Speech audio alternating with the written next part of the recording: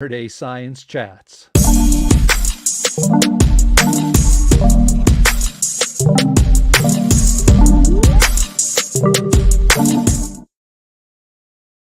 Yes, sirree. This is David D. Hilsner, and you have reached Saturday Science Chats, sponsored by the John Chappelle Natural Philosophy Society and Dissident Science. I want to thank everybody who's been subscribing. Dissident Science, man, we're past 4,000 and continue to grow, and we're reaching that 1,000 mark. So remember, everybody, if you like this and want to support the channel, make sure you click at least the like button. If not, hit the subscribe button and you'll be alerted when we go live. But today, folks, is going to be a lot of fun. This is where sort of science meets art. As many of you know, I'm also an artist and a scientist. We're going to be talking with a premier writer. They're calling him a writer of his generation, the millennials. Amazing writer today. We're going to be talking with him from Hawaii Live. That's why we've shifted our time. And he just came out with his book, Tao Lin's Leave Society. Got it here myself. You should check it out. We'll be talking about that. But before we do that, of course, we want to congratulate everybody who has tuned in. Either you're watching the recording or you are watching this live, because it's not a place that normally people go because they're not interested necessarily in being a critical thinker and open mind, of course.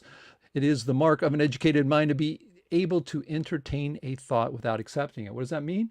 Hey, if somebody has a new idea, you should take a look at it. Every time anybody criticizes anything today, everybody is the owner of the truth, but that's not the way it works. But again, I want to thank everybody for joining in. Congratulations to yourself for tuning in, and stay tuned. Today is going to be a really, really great show. And by the way, if you are watching this on the recording, you want to get directly to Tao Lin, just fast forward, you'll get to him, but that's in the future right now.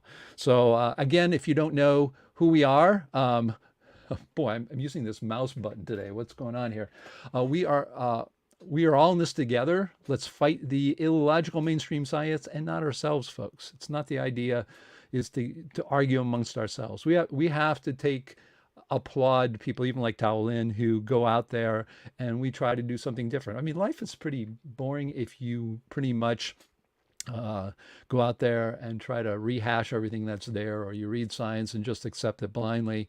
But remember, we're in this together, support each other, even if you don't agree with what people say. So, and we are all wrong, of course, as my dad says. Some ideas are less wrong than others.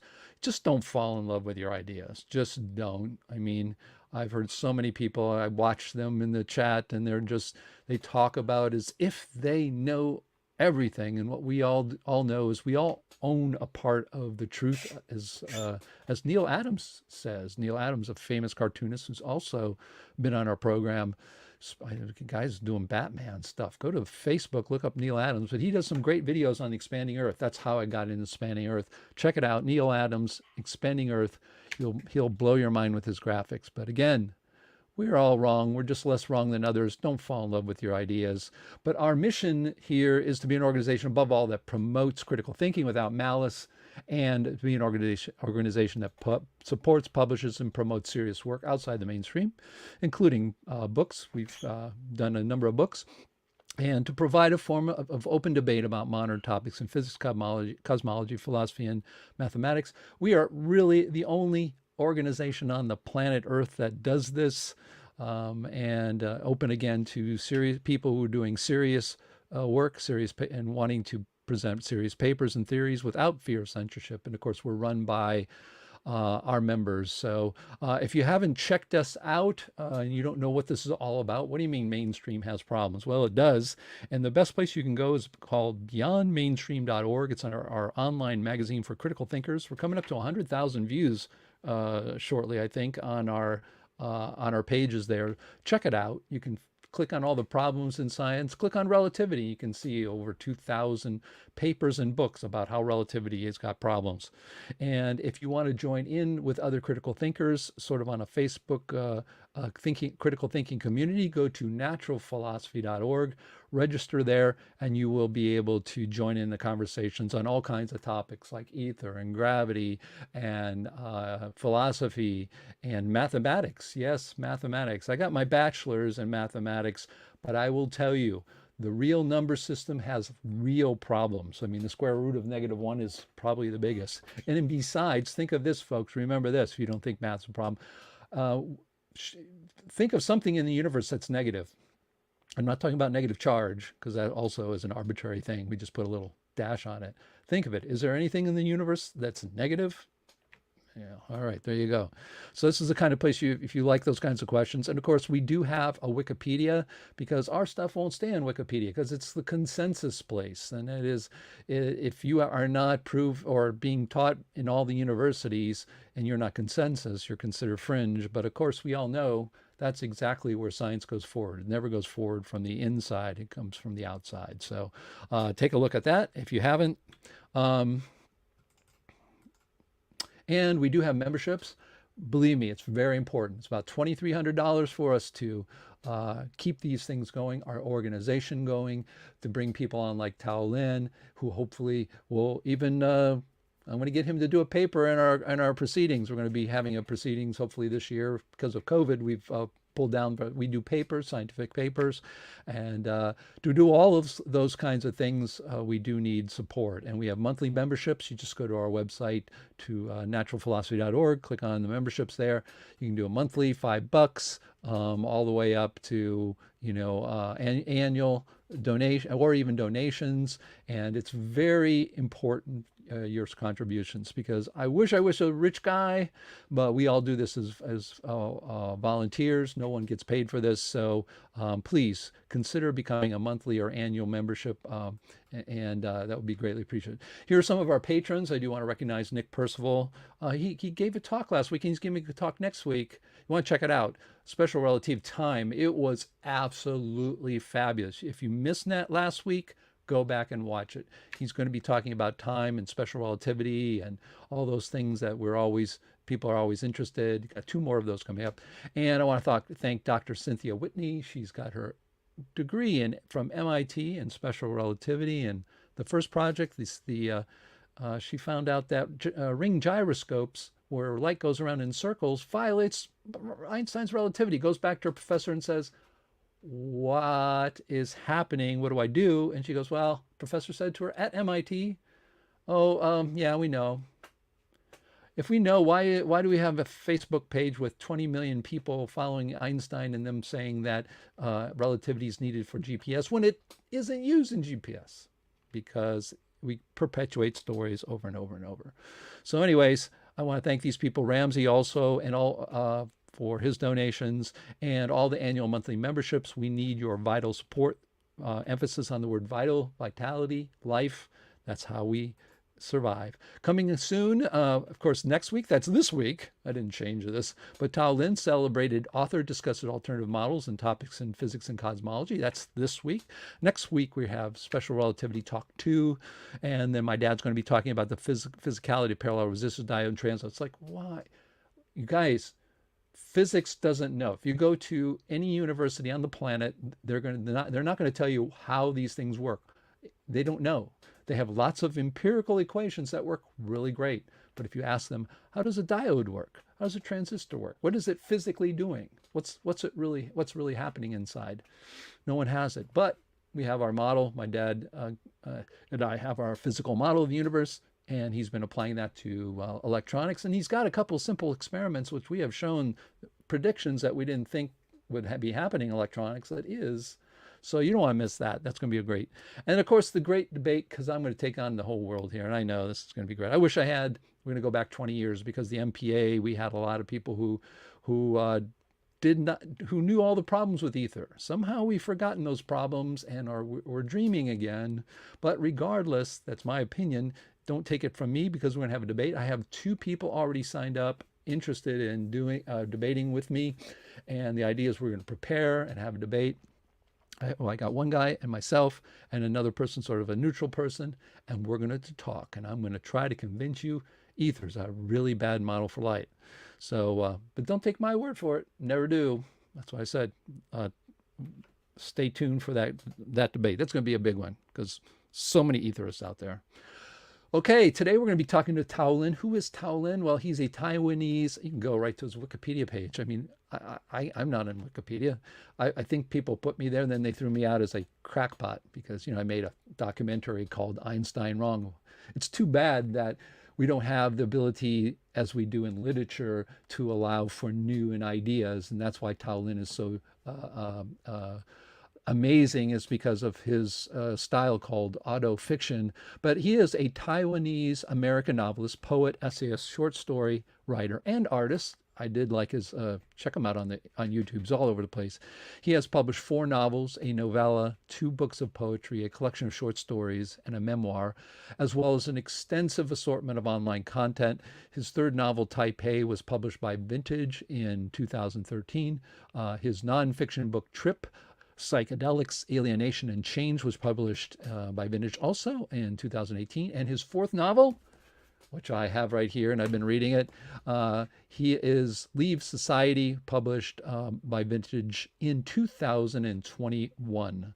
So really great to be talking with him. Here's a picture of him in his younger days, probably smiling right now. This is his novel Taipei, which came out, which really put him on the map. And his 2nd book, I believe this illustrations from the New York Times. Yeah, folks. I mean, the New York Times. The only way I get in that paper is to buy it and lay down on it. So, anyways, Trip, Psychedelics, Alienations, and Change, Tao Lin. And I love that. His cover is his mandala. And I think that's bigger than life, believe me, at least on my screen here, because I have my screen over here that I watch over here. And those things are like 8 by 8 inches. Those I love to see one of those in person because they're so, the guy's, I don't know how he works on them. I think he takes his glass off nearsighted or something like that. But really great book. Do you want to check it out? And of course, his latest book, Leave Society, a novel. And let me show you some of the reviews on his book. Oh, the New York Times. Yeah. Christine Smallwood is she's an author of a novel, The Life of the Mind. She wrote this, and I highlighted some of this. It says, this novel is, historically speaking, a form of alienation, but with Leave Society, Lin has set himself the project of writing an unalienated novel. Stylistic, the book is artful, even radical. Yes, it is. I mean, I haven't read an auto fiction before, and I'm still shifting gears. I mean, I'm still shifting gears, so I'm still not through it, but it is pretty amazing. And I've watched a lot of interviews about his book and things, and we'll be talking about that. And of course, the New Yorker on Leave Society, part that I found interesting is Lin's book of auto fiction have made him something of a darling in the alt-lit scene, where their disaffected sincerity has earned him the title, although we have so many of these now, the voice of his generation, namely the millennial one, with its infinitely meditated sentimentality. Yes, quite amazing reviews on this book. And this is from the Yahoo News on Leave Society. It was up to Lin, I'm reading just the last part, it was up to Lin, a writer who for so long seemed completely disconnected from his humanity, to write the most deeply human book of the year. So quite amazing, quite well deserved, and we're going to bring him up. He was so kind to come to us. It is just past 8 in the morning in Hawaii. Welcome, Tao. How are you? I'm good. Thank you for having me on. I'm a big fan of your channel, Dissident Science. Yes, folks. I mean, he's not. I didn't pay him to say that because I don't have money to do that, anyways. But he said you watch almost like 40 hours. I was sort of surprised. I found that out from George Coyne, who happens to say hello here. In fact, yeah, I'll put it down here. You can see down here. Greetings to Dave, Tao Lin, and everyone watching. So I found out from you. I get this. Just I'll tell you my story, and then we'll get to your story. I get an email from this guy called Tao Lin. I don't know who the heck he is because I get a lot of emails because of what I do. I support people. I'm out there to support you, whether I agree with you or not. I support anybody else trying to come up with new ideas. So I got it and I read the article, which we're going to take a look at today. It's like, whoa, this is really good. And not only that, it's well researched. He had some people in there that I have great respect for, and we're going to be looking at that. And then I told him, why don't you think about coming on the program? And then I sort of left it there. And I don't know if I think you responded. Then next thing I know, I was talking with George Coyne, who was on a little while ago, and he goes, oh yeah, Tao Lin wants to be on your program. I go, well, I said, he said, yeah, who? I said, who's that? He goes, oh, it's this famous writer. And I go, what? All I know is he wrote this article. So the good news is I'm judging you by your article. I did not judge you because you're a famous author. And Mhm. just like we had another guy, Neil Adams, a very famous cartoonist. Look up Neil Adams. He is known for his cartoons of Batman, just amazing artist. And he has this expansion tectonics. So that's sort of how we met. Now, tell me, I think the most curious question, well, I guess let's talk about your book first, because when we get into science, we'll probably have a hard time coming back to that. So tell me a little bit about a couple of things. For those people in our audience who don't know what autofiction is, why don't you tell us what that is first? What is that? Because I was totally unawares of what that was. I think it's a type of fiction which can be short stories or a novel where the author uses their own life as the narrative, and they may or may not be also working on that novel throughout the novel. Yeah, that is just mind blowing. In fact, it's funny because the novel, I can give a little away, but at the end, the character goes to Hawaii with his partner, which of course that's what you did. So it really took me a while to understand sort of what that was. It's almost like what we call in mathematics or computer science recursion. That is it's like when you get in a mirror and you see two mirrors, right? And they're parallel to each other. You stand in there and you see yourself like mirrored all the way back. Um, how it, I mean, first of all, what stimulated you to write your latest book, Leave Society? Why'd you write it? I think the main reason was, and I can place this within a bigger narrative of how I started to doubt society later on, but it was because of health reasons, personal health reasons. I had back pain for years, and also not personal health reasons, also health reasons with my parents, but mostly just getting more into natural health. Okay, natural health. Hmm. Oh, okay. Yeah, I mean, 9 years ago, I went on a whole plant-based diet. My family has a history of heart disease, right? And at that point, I was 40. No, I was 52. I had been married like 17 years. We planned that to have a kid later in life, and then at 80, at 52, I'm thinking, I'm having heart attack symptoms. I'm having heart problems. So I went out and started reading. And next thing I know, I read about whole plant-based diet, how it can reverse heart disease. And here I am, zero heart disease, made it to 62, past my great grandfather, my grandfather's life. My dad's been on it, even though he has had heart problems, living a longer time. So yeah, I mean, the whole health side. And then the funny thing is, once I got into it, it was more than just the personal health of me feeling great at my age, but it was also the planet, our morals of the way we farm animals, which is just super horrific. It just there's this terrible like energy, and I'm not even I believe the whole world's physical, but I'm talking about it in the sense of feelings and human emotion. So so that was part of your journey in a very different way. Now, I have a question about, because we don't want to talk too much about your book, we want people to read it. I have a Hmm. question. In this kind of style, there's a lot of different types of ways people create art. I do art as a painter. Sometimes it'll take me a long time to finish a painting. Other times I'll get to a painting 8 foot by 5 foot, and in 2 hours finish it.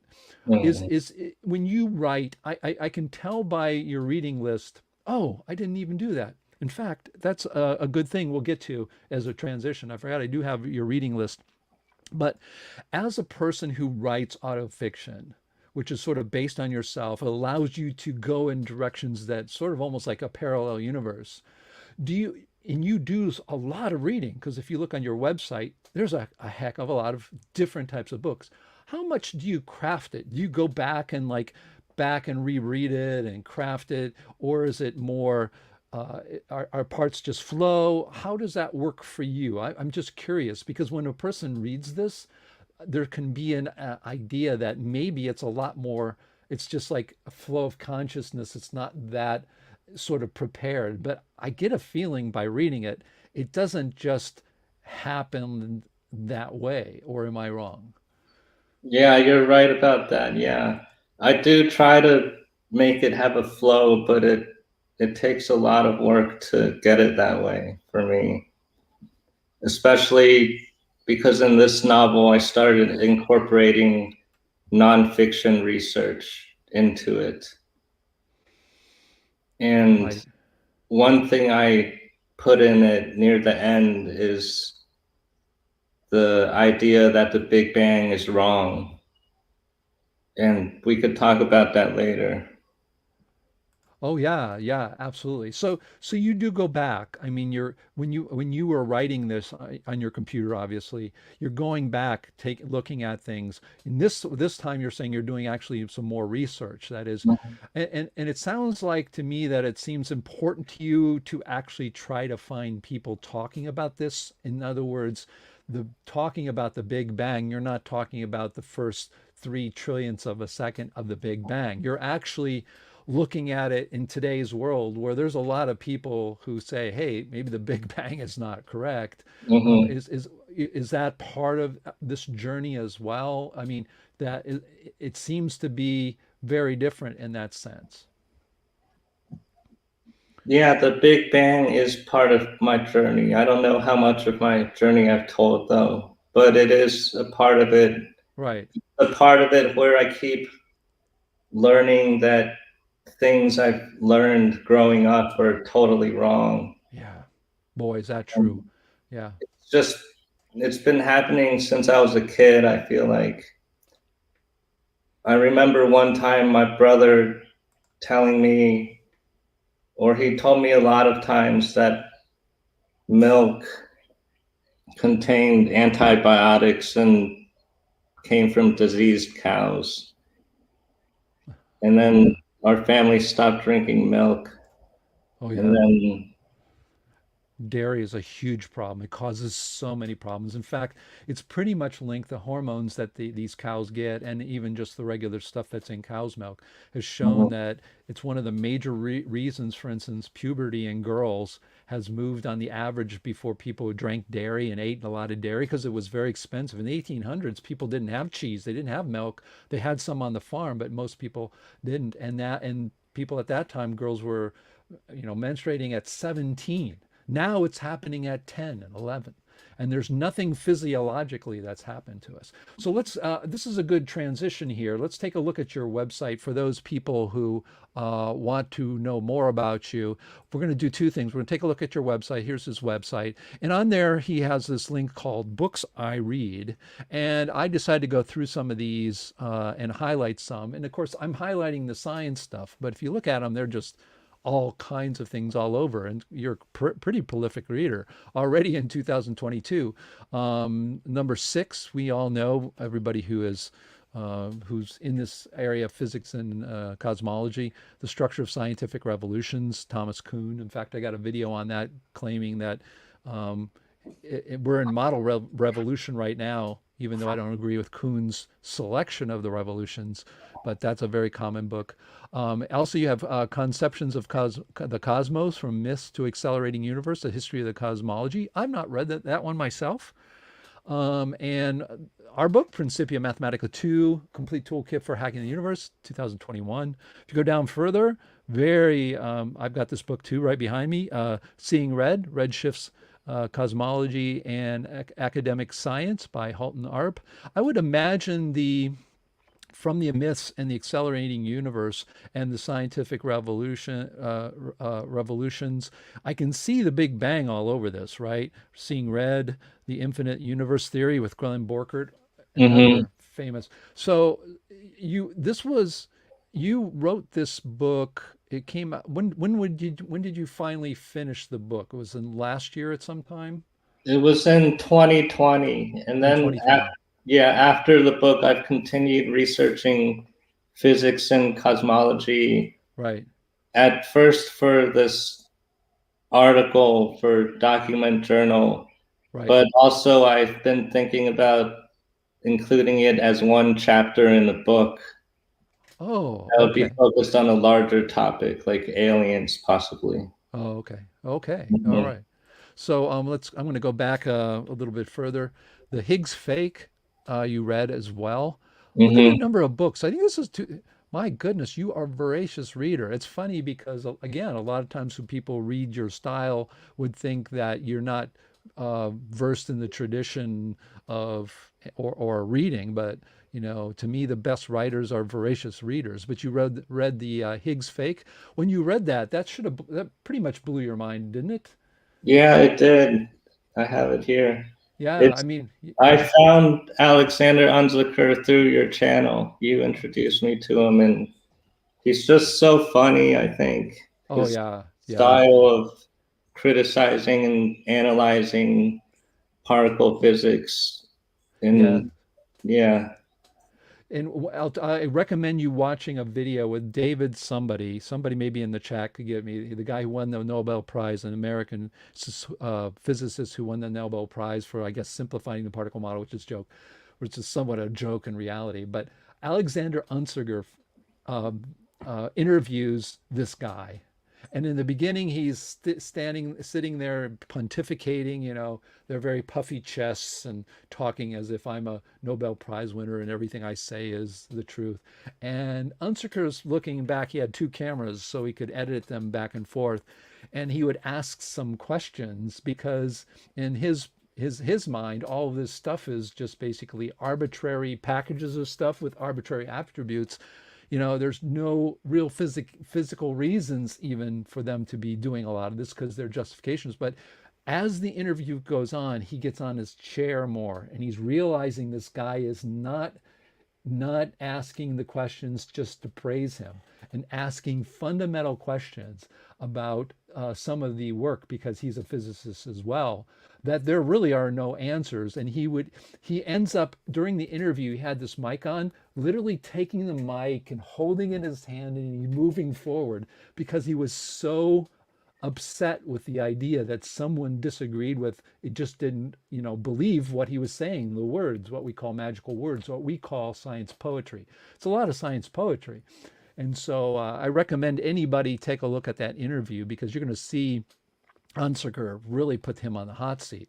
Although Alexander Unziker confessed to me many years after I met him that he wasn't so certain writing that book was good for his career.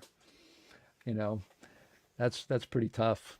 Hmm, So, it wasn't good for his career. He has other books on a oh yeah, he wasn't. similar topic, right? Yes, absolutely. But I was Hmm. talking about the scientific part. Oh. He's been trying to pull back a little bit, not because he doesn't believe it, but but he gave a lot of lectures. I don't know if you've seen his lectures. He'd go to a lecture hall where he's going to talk about physics, right? And at Hmm. the beginning, some of his lecture halls, he literally says this. He goes, I know a lot of you people were assigned to come here, and the topic I'm going to talk about. So if you are inclined to leave, I'll give you a time, you can take this time to leave. And there was one where you heard some chairs scraping and people leaving the audience Hmm. because I don't know if you've seen some of those. Those are pretty Yeah, cool. that's interesting because he thinks that everything after 1930 is wrong in mainstream Yeah, physics, yeah, but he still believes in Einstein's theories of relativity. yeah, yeah. And it's Mhm. one of, yeah, go ahead.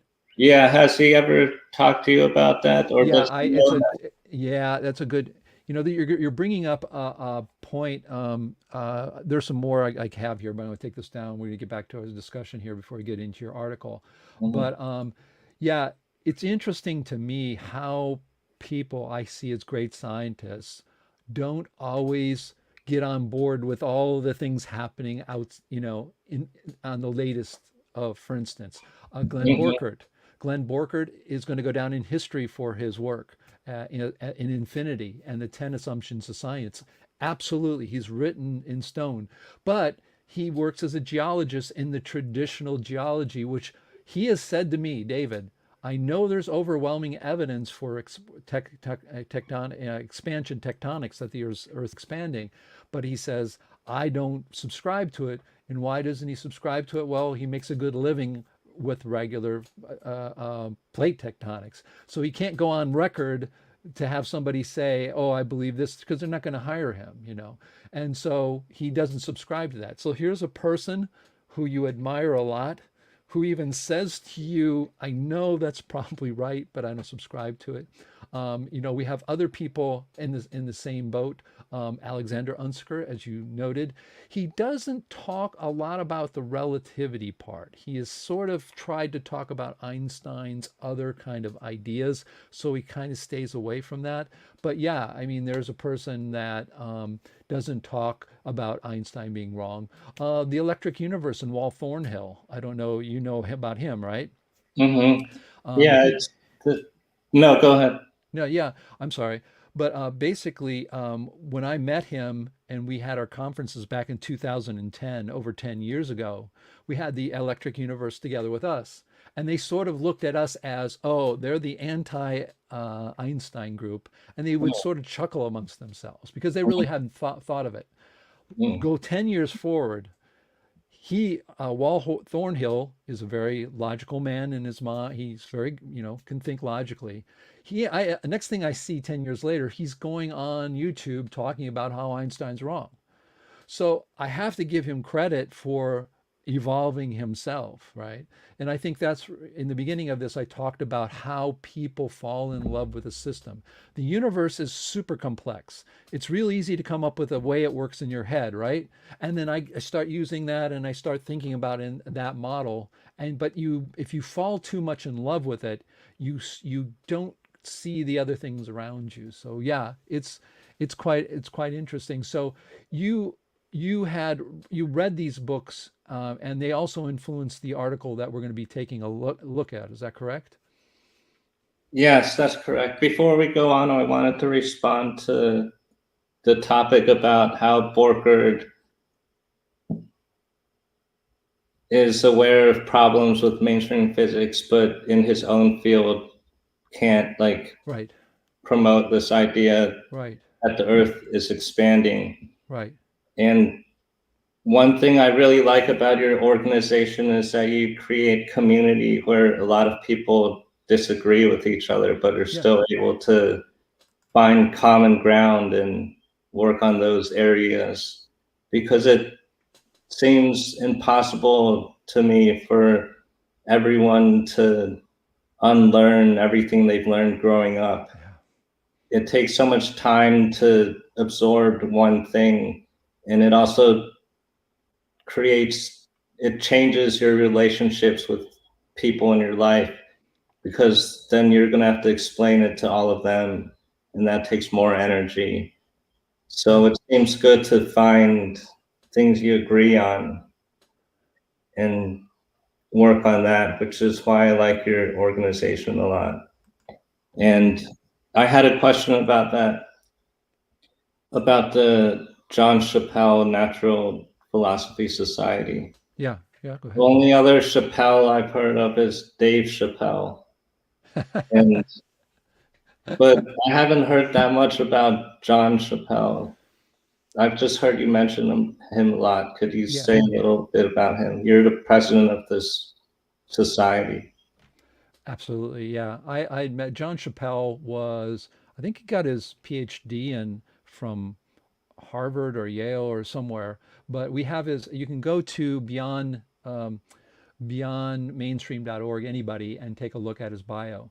But he was the first person. He really came from the relativity side. he knew, like a lot of people, that relativity was wrong.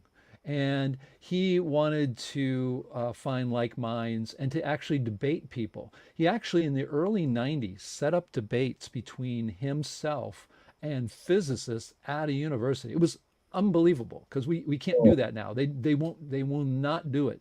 And Mm. so he started that, and it was at a time where the internet was just starting in the early 90s, but he had done it earlier. And basically, they got it from bibliographies, from things they read, from people, universities, phone calls, literally looking and talking by phone. And at that time, they used typewriters and did a newsletter. So their whole thing was, we're going to take on Einstein and relativity because we all know it's wrong, but we need to organize ourselves so that we can come up with a way to get this information out. And so he started this organization called the Natural Philosophy Alliance in the early 1992, and they would meet around the country. They would meet like in Colorado or California. He was from California. St. Louis Obispo, I think, is where he left. And they would go, and they even had some, I think, meetings in St. Petersburg, Russia. But these weren't huge events. These were events with a dozen people at most. But they really brought together people who really were like-minded, who, like you said, a community where you could get together and debate without, you could stand up there and say the Big Bang's wrong, or you can get up there and say ether is the correct model. And if you looked at the early organization, it really started out with relativity, special relativity especially. It then started branching out because other people heard about it. Then you got Dr. Edward Dowdy from NASA, guy from NASA, who said, oh, by the way, general relativity is also wrong because general relativity is supposed to curve light around gravity is supposed to curve life. Well, he worked in the laser optical section of NASA, and he says, oh, by the way, when you look outside the corona of the sun, which still has gravitational effect, there is no bending of light at all.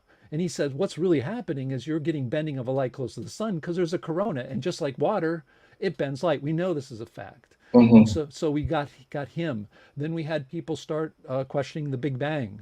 And at that time, interestingly enough, in NPA, it was a time where the MPA was talking, there were mostly anti-etherist, people who didn't believe in ether. At that time, if you were an etherist, you were sort of shunned because there are a lot of bad arguments against ether. There's just a ton. You can't describe a laser. You can't. People try to manipulate it so you can. Ether's been an idea for 400 years. It's never been conquered, whatever. But at that time in the MPA, it's I have a interesting. question about that actually. Yeah, yeah. About when you say there's no ether, in your model, you say there's no ether, but when I look at your particle model, Yeah, it seems there's like there is an ether, but it's just not the mechanism for light. no, it's a good question, and it's a Mhm. very good question. The answer is we have four movements in this particle model, but ether is like air, okay? Ether's like air. It has to be sort of stationary. And that's why I think that's the biggest argument for me is why ether in space doesn't make sense. It's got to sort of be around, and then it transmits waves by bashing around. So one particle kind of stays here and it transmits by bashing around. In Mm. our model, my dad's model for light, it's basically waves of light, just like waves of bombers. So they're traveling together. So the light actually travels. And what it is, it's not a light. Light doesn't come from a particle. There's no particle. Light is actually waves of particles that hit you. So if you're this is light because there's a frequency, and your eye's getting these pulses. That's how we get a color. That's how we see. So ether is a stationary thing. Our model is the waves are waves of particles. There's a bunch of waves, and there's the wavelength of blue has a bunch of waves of particles being emitted in waves, and they travel all across the universe. Whereas the ether of the light from a sun from 10 billion light years has to come by collisions, literally. And that's the other problem. One of the biggest how do you say criticisms of ether is you can imagine collision, right? That is things hitting each other. To travel for 10 billion light years and collide that way in this that's one of the biggest problems. The elasticity, because with sound it doesn't travel very far, right? It Mhm. maybe travels 100 miles if you have the most loudest thing ever. But if you can imagine, if like ether, for light to travel 10 billion light years, this medium has to have special properties that are just astronomical. So Mhm. there are three models for light. There's a lattice, meaning the whole universe is sort of like this lattice and things just kind of flip on and off almost digitally. That's one idea. The other idea is the ether, where things are waves through a medium that stays pretty much in the same place. Yes, it can travel, but in general, it's not traveling. In ether, light doesn't travel 10 billion light years. What it is, it's like the wave in the water travels 10 billion light years. Mhm. And then in our model, it's different. Those particles actually get sent out from 10 billion light years away and they come to our eye 10 billion light years later. So it's still Mhm. traveling. So, Yeah, okay. but I feel like your model and the etherists model agree in that you both say that there's tinier and tinier particles going down That infinity. is, yeah, what your tinier and tinier particles is Borchert's infinity. Not Mhm. all etherists. If you look at most etherists, they don't have that. Mhm. I'll give you great, and again, one of the great things about, and I love this. I love all these models. I love the different models. I like to read about ether models because I want to see if they can solve those problems. I like systems. I like to see. And so Mhm. one of the things with, I'm sorry, what was the question again? I'm sorry. I don't know, but the mainstream model is that there is a smallest particle, Oh, right? yeah. That's what you're talking about, the different levels. Jeff Mhm. Yee has a great model. It's an ether model, but he doesn't talk about all the levels down. Mhm. Borkert does, and we do. If anybody probably does, it's those two. Those two. His is an ether model. Ours is different. Are they different? They're very different in that form. But in that sense, yeah, the commonality there is the infinite up and infinite down for sure. Yeah, I like how simple and intuitive your model or you and your dad's model is. How it Yeah, it makes. is. It is intuitive. In fact, one of the things, the reason we came up with our model particular is, ever since I was born, I love science and I love the universe, and I wanted to know what is this stuff. There's magnetism, there's electricity, there's light, there's gravity. I'm tired of people giving me equations. I got my I don't have either. I'm bachelor's in mathematics. I love math, but math is not physics, right? Math is not physics. Math doesn't tell you what gravity is. Newton never said what gravity was. Einstein says it's space time. He never tells us what that is. So our model was the first, I think, is the first attempt to say, here's physicality for everything, right or wrong, right or wrong. We've got things wrong, I'm sure, in there. But it has a system where you can point to something as real. This is what light is. This is what gravity is. This is what magnetism is. So in that sense, the average person can get this, right? They know movements. Oh, if it goes in the circle, it's magnetic. If it's going in all different directions, random, it's a gravity field. If it's moving in waves, like my shower, if I turn it on massage, oh, that's like light. Yeah, it is easier for people. That's one thing. Okay, I thought maybe this is a good time to get into your article. And I can put that article, if you want to get to his article, let me just change this here. I made a nice shortcut way for you at home watching to get to the his article directly. I made this shortcut. It's called subdomain. If you go to Tao, in fact, I'm going to do that over here. I'm going to go over to tao.naturalphilosophy.org. It's already there. Hit return, and voila, we get to your article. There you go. So we're gonna read through this article. I'm gonna make this a little bit bigger.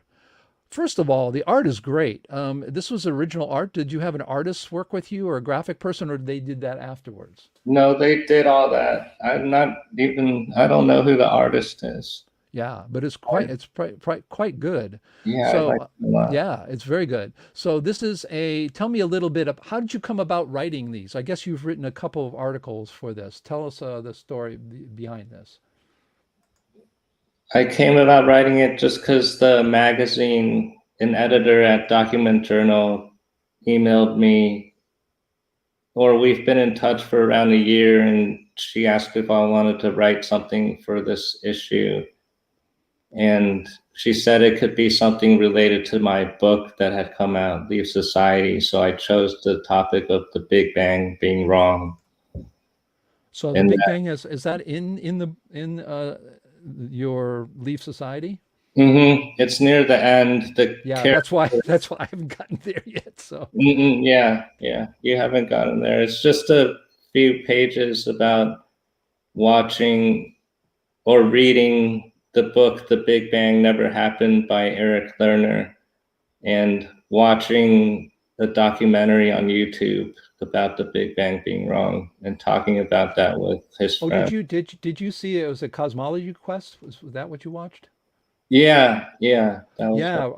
Yeah, I'm a friend with Randall Myers. Believe it or not, the guy who made that documentary back in the early 1990s is a composer for orchestra for films and has made quite a good living. I don't know if he's a millionaire, but he may be close to it. So he's a film score. He makes scores for films like, Leonard Bernstein or something like that.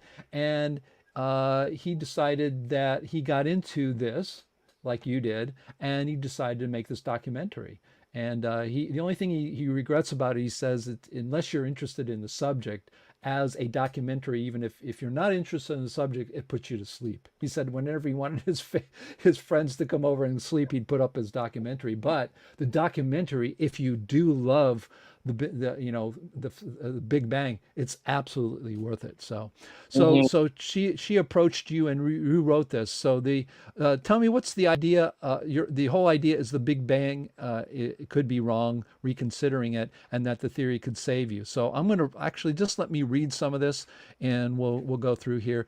Tao Lin takes a closer look at science creation stories, examining their implications for human culture at large. The universe was created from nothing 13.8 billion years ago, according to the current version of the Big Bang theory, first proposed by Edgar Allan Poe in 1848. The theory became increasingly popular after Belgian astronomer priest George Lemaitre suggested a form of it in 1927. This is endorsed by Albert Einstein, the Catholic Church, and the New York Times, of course, in 1965. And by the 1980s, had become a dominant cosmology. And you go on then to say 4 decades later, the Big Bang remains dominant and often stated as fact. But what if it's wrong? Could it be keeping us away from exploring supposedly unattainable technologies like anti-gravity, faster than light travel, and powerful forms of clean energy? I'll go on to say, I've come to suspect this is what I come to suspect after spending 4 years researching classified government projects, extraterrestrials, cosmology, and has been called the Queen of Sciences because it forms every other discipline. Um, so you go right into cultural effects. What makes sense to scientists, observed Eric Lerner, and the Big Bang never happened. So you wrote that book. Tell me a little bit about were you a person when you were writing about this or looking into it? Were you curious? I mean, with me, I know what happens with me when I sort of got exposed to something that we were taught all our lives is right. Was this a fun place for you to go? Was it uncomfortable? You didn't have really a skin in the game, so it doesn't really matter. What were you thinking when you got these kinds of books? Were you thinking it could be crackpot, or what is your attitude when you go into something like that?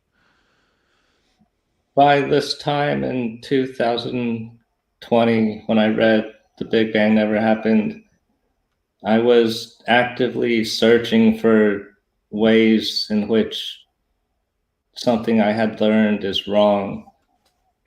And it was fun to me and exciting, and it produced awe and wonder because the normal view of things with cosmology, it seems so grim and limited that the Oh universe yeah, is only 13 billion years old compared to like even a trillion years old. That's such a huge, huge difference. right, right. And the mainstream view is saying that everything just came out of nothing for no reason. Yeah, It just seems so bleak and unbelievable. yeah, And you mentioned that the Big Bang documentary, that the director said it would be boring for anyone not interested in the Big Bang.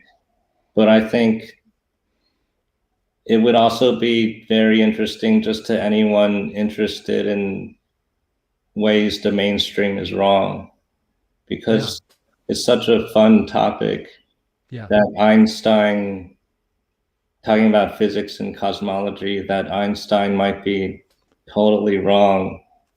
Like, we've always been taught that he's the smartest person that there ever is, and he's a genius.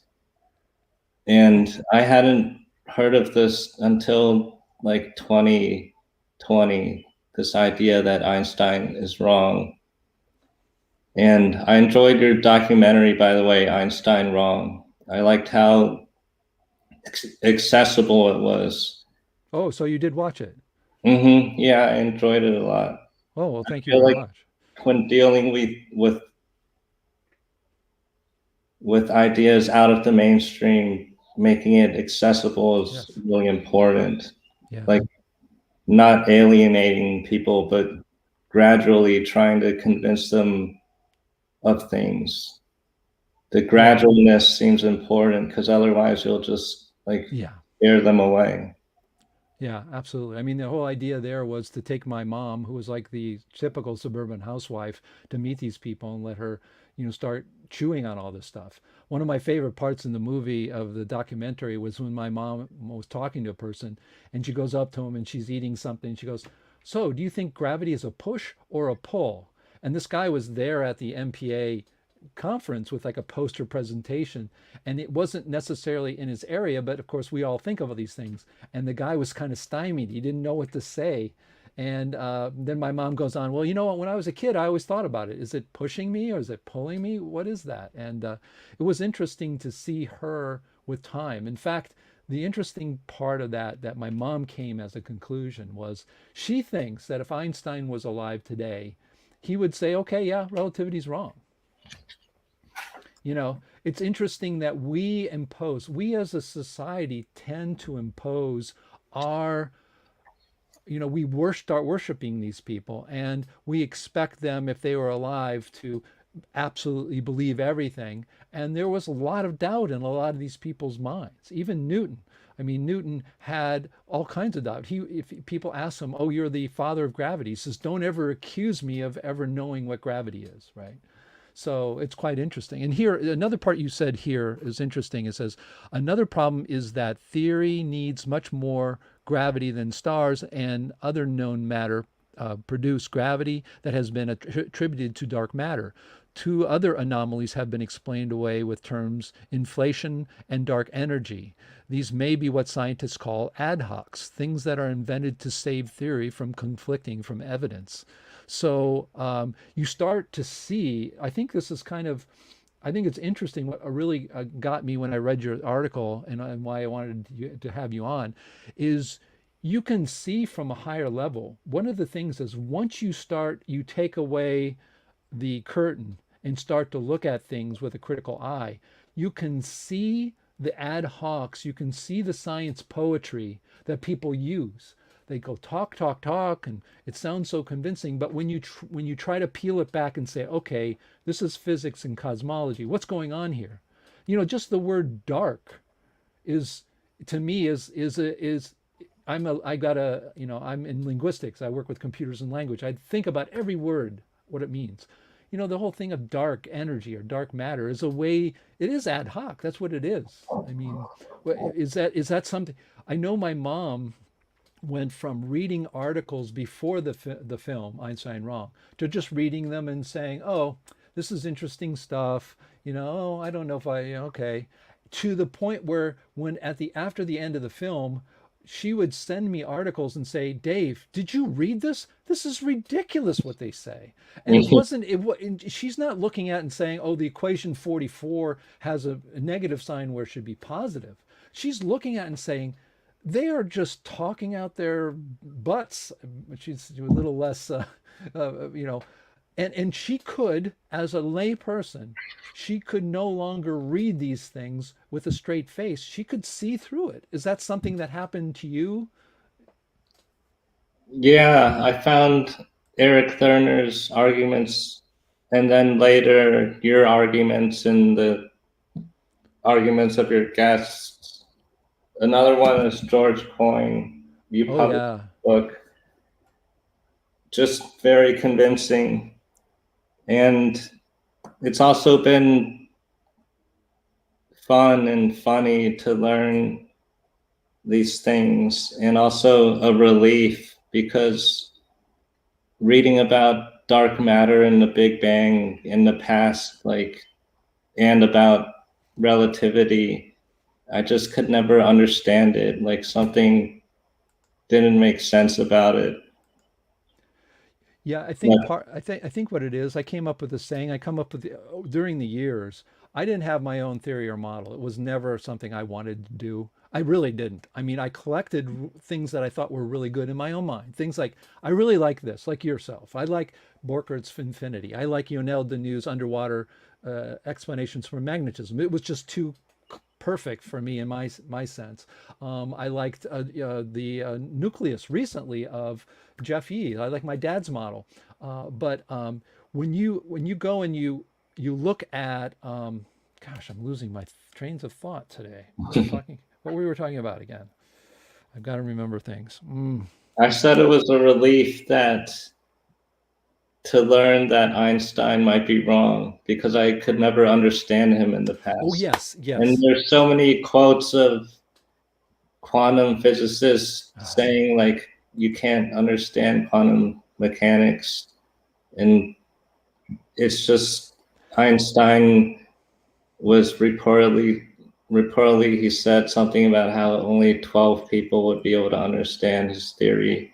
Yeah, The New York yeah. Times wrote about that. So it's a relief and encouraging that he's actually wrong, and it's not that everyone's just stupid or not smart enough or just not able to understand cosmology and physics. It's actually that it's wrong, Right. and that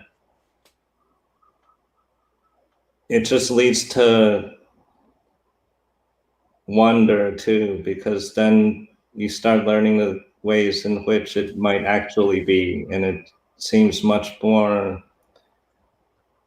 interesting and complex. For example, infinity, that there might be more levels to the universe going up and down, like up towards stars and galaxies and down towards atoms forever.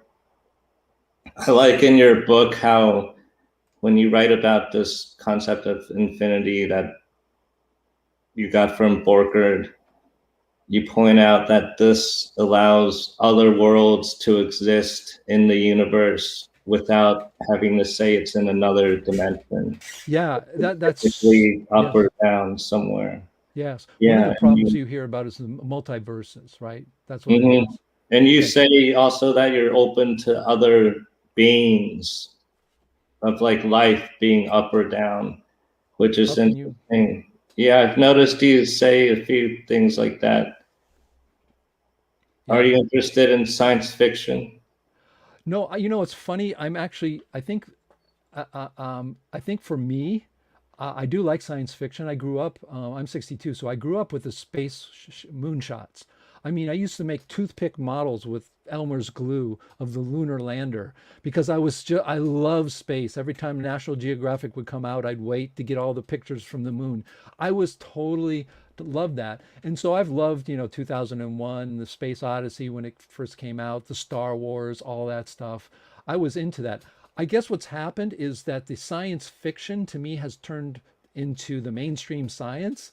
And the fight for that to me is much more important, at least to me personally, because I think one of the things people ask me as an artist is, why do you, I mean, as a person, why do I fight this? Why do I do this?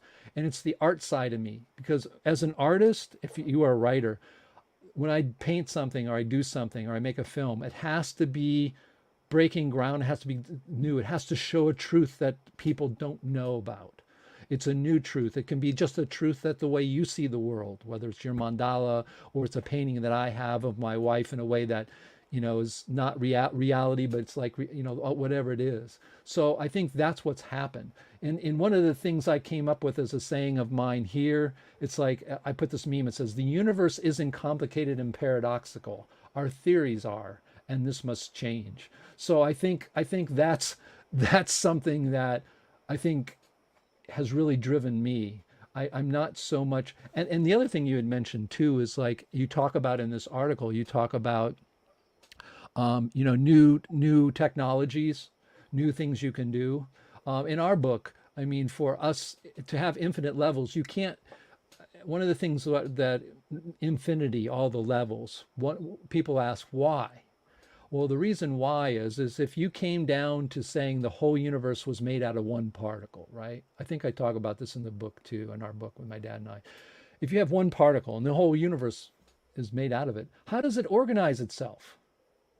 All of a sudden, does it have like a computer program that starts going and it now makes the whole universe? Well, what happens is we are a product of everything above us and below us, and we just happen to be on this kind of fractal part of the universe where this is what happens, right? We have these atoms and we have these beings. And to me, the idea that you have this, one singular, particle that everything can be made out of or is impenetrable, just doesn't make sense. So I think that's happened to me. Let's go back to your article here, and let's see, through this cycles.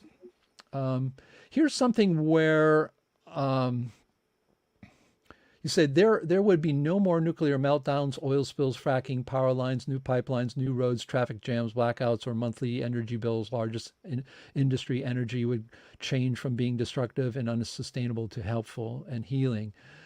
I think this is getting to who has talked about this a lot, and I've not thought about as much, and your article sort of helped me revisit this idea, is that all of this stuff that we've been doing, even, our technology, the way we're destroying the planet, the way we have greed that just kills people because money is more important, all of these things, it seems to be all related.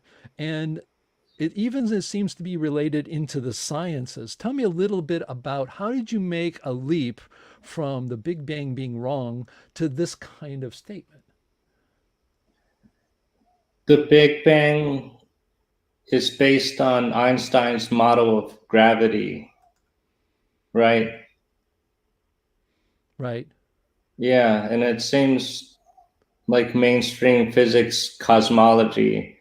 So it uses all of mainstream physics views on other stuff like gravity and matter. So and then wait. Go ahead. Yeah, I'm trying to connect. It's all right. It's not an easy question, but I mean, and then mainstream physics, using mainstream physics, society has produced. Can you scroll back up so I can look at that? Oh yeah, I'm sorry. I'm sorry. Sorry about that. I forgot. I was looking at that. I didn't. Yeah. It produced, mainstream physics produced all these things. And then as I researched other physics, alternative physics, I saw that mainstream physics was wrong on all these important matters like gravity and matter and light.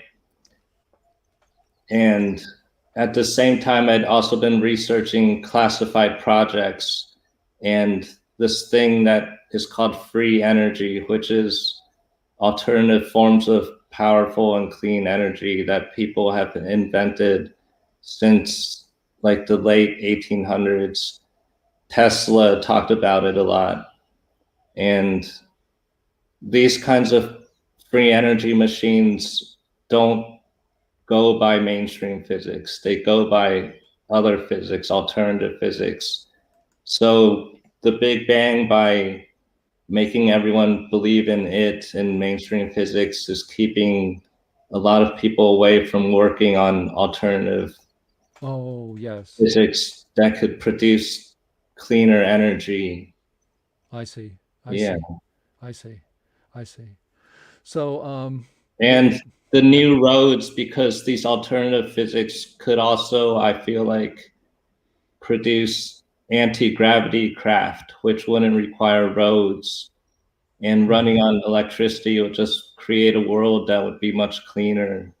Right. Yeah. So part of it is that, well, the way I say it, until we talk about, we have equations all over the place. I mean, NASA has them, SpaceX has them, Mm-hmm. to calculate where things are going to be in space. We have all the calculations to know where some mass is going to be at some time and how much force it needs to push it. But we have no description. We have no model for gravity. We have no model for light. We have no Mm-hmm. model for magnetism.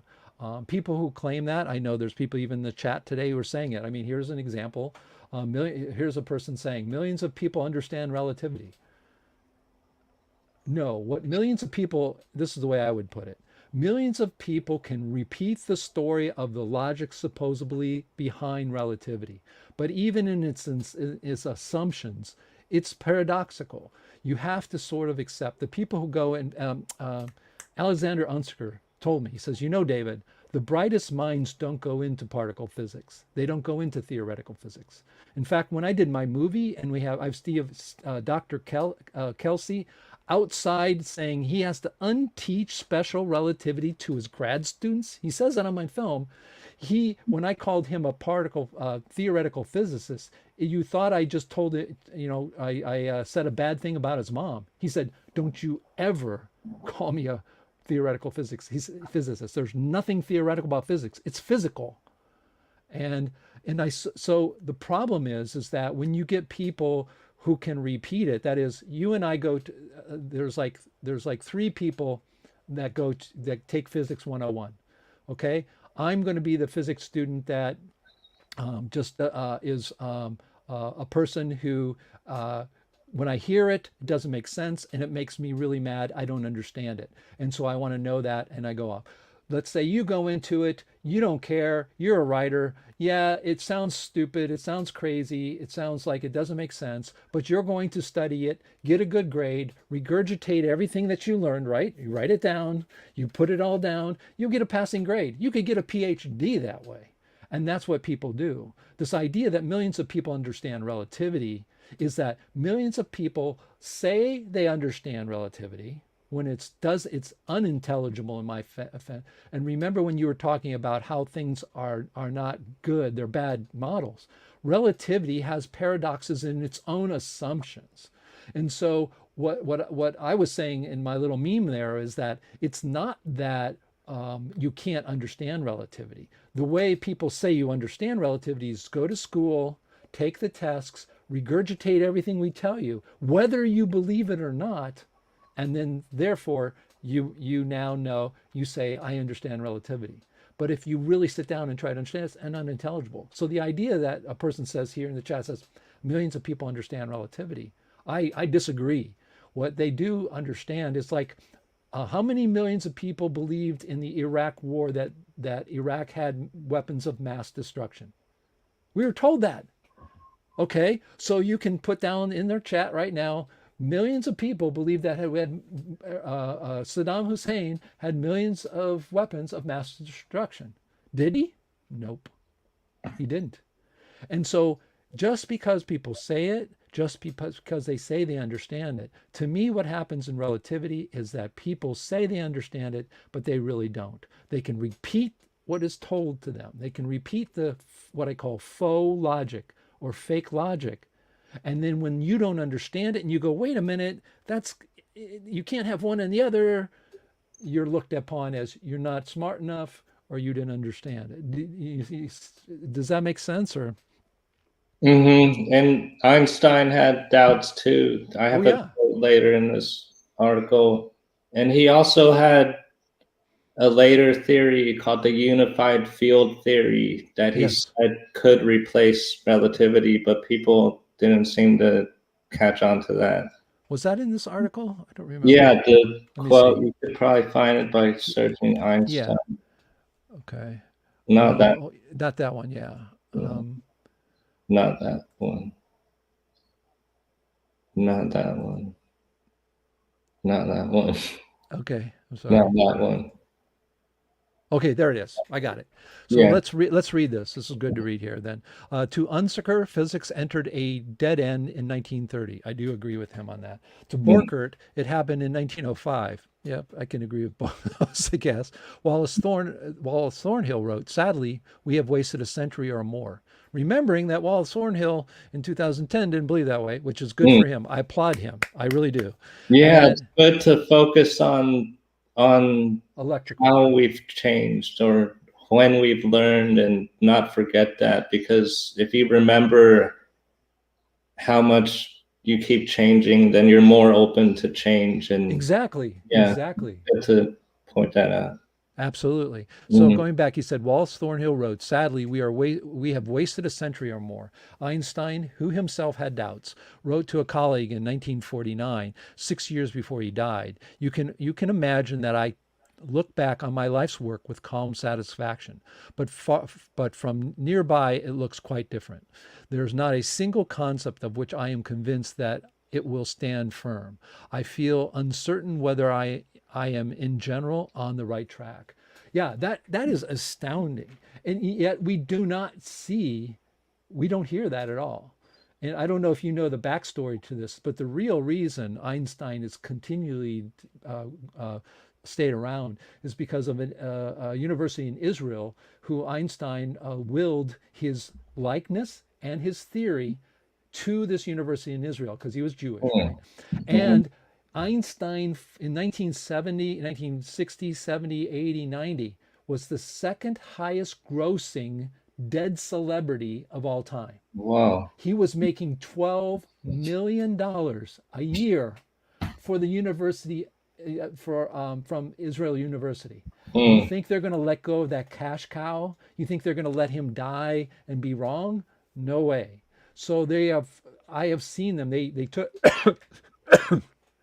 They have worked and took over the Facebook page. The person who's working in Facebook page, I know the guy. He's a maybe early 30s. I don't think he's from the United States, but he owns that. He works directly with those people who are the Einstein estate, and they keep him going. In fact, I put a lot of comments on there. But this is quite astounding. What did you think when you found that? When did you find this? Was it during writing the article? This The Einstein quote. the quote, I found it somewhere. It might have been in Borkard's book. Okay. Yeah, he had a few quotes like that. Right. I Right. think it was somewhere or online somewhere, but Right. it's Right. definitely real. It's from a biography someone wrote of him quoting the letter. Right. But I want to read more Einstein to like find more quotes like that. It'll be interesting to collect more of that. Yeah, it was really interesting. Unfortunately, one of the people in my film and a dear friend, I got to know him. I just love the guy to death. He was Dr. Edward Dowdy, the guy from NASA. And he was Mhm. the one out there. I think he has an extinction shift theory, which is really fascinating. I love his work. But he unfortunately passed away just recently. Mm. He was fluent in German. He was one of the most intelligent guys I've met. If you met him, he looked just like a guy like your uncle at some place that you would never ever imagine you would be talking at a high level about something, right? But he Mhm. said to me, and he said many times in his talks, that when he read the German work of Einstein, the English translation was much more, how do you say, firm ground. It was much more, how do you say, convincing than Einstein's words in German. That Einstein, when he wrote, it was, if you look at our book, my dad and I's book, we talk about, this all could be wrong, right? I mean, you don't have many people who are trying to who have a model who say, the truth of the matter is this could be all wrong and who knows, it could happen. But when you see that from a person, he said that when he looked at and read, his feelings was that the things that we take as very strict, how do you say, the speed of light is the same measured by all different reference frames. He said there were certain things that Einstein wrote in German that when we translated them became much different in their, how do you say, solidity, in their firmness. You know, when you write, obviously, you as a writer know that you can write sentences that sort of, you know, they're not, they don't have a real good basis. They're, you know, the character is in a place where their feet don't feel like they're on the ground, right? Well, it turns out that a lot of these phrases that Einstein said were not as strong and emphatic as what the English translations were, because the people who were translating it were already believing in all this stuff and just thought it was great. And so when they translated it, it was much firmer. So it was very, very similar to what you were saying. Okay. Now you also mention in here about you were looking at, you know, government reports and gravity control, et cetera, superluminal speeds over unity. Now you're interested in that area. Are you just new to that area, or? I am interested in, I am new to that area of Okay. extraterrestrials. I Okay. just somehow just started getting interested in it around 2020. Have you noticed in mainstream media more talk of extraterrestrials? The government Yeah. released some videos. Yeah, I have. Hmm. I have a very different opinion about it Hmm. myself. I worked because of my work in artificial intelligence and computer science. I've worked on some Hmm. projects can't talk about. I know a lot of that kind of stuff, unfortunately, is literally put out there as a distraction, Hmm. and that is while the industrial war machine makes billions and trillions of dollars off of war and destroying the planet and people, they want people to be distracted in any way they can. It's the same way they want to do, as you said, this is one of the great things about this organization. You can have the really great ether theory. I will sit here and I'll try to understand it and all that, and I can disagree that it doesn't exist. The problem with is that when we disagree as a people, that we're spending all this time and money on war when we could be spending it on, like you said, um, you know, new technologies, trying to support people like Jeff Yee and his model, other people in their model. James Carter has a model. All these different people, Glenn Borker, my dad and I, all of these people. Why don't we spend time with these? Because these people could come up with stuff that we could do. Unfortunately, those kinds of things are out there in a distraction. If you notice that we have gone to war or trying to go to war, the United States is pushing everything button it can to try to go to war again. Those kinds of things of UFOs kind of percolate up again. I myself, with and I, this is the way I look at it. In Borkert's infinity of the chances of what we have in our level in this part of the universe. To me, can there be extraterrestrials? Can be.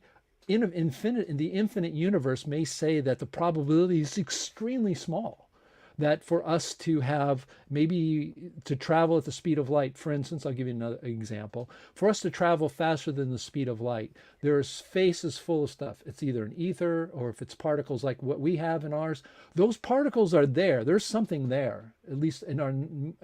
If you go to the speed of light, and the speed of light is very intimately linked to the atoms and the way they're constructed, we're going to have to come up with something very different for us to be able to go past that.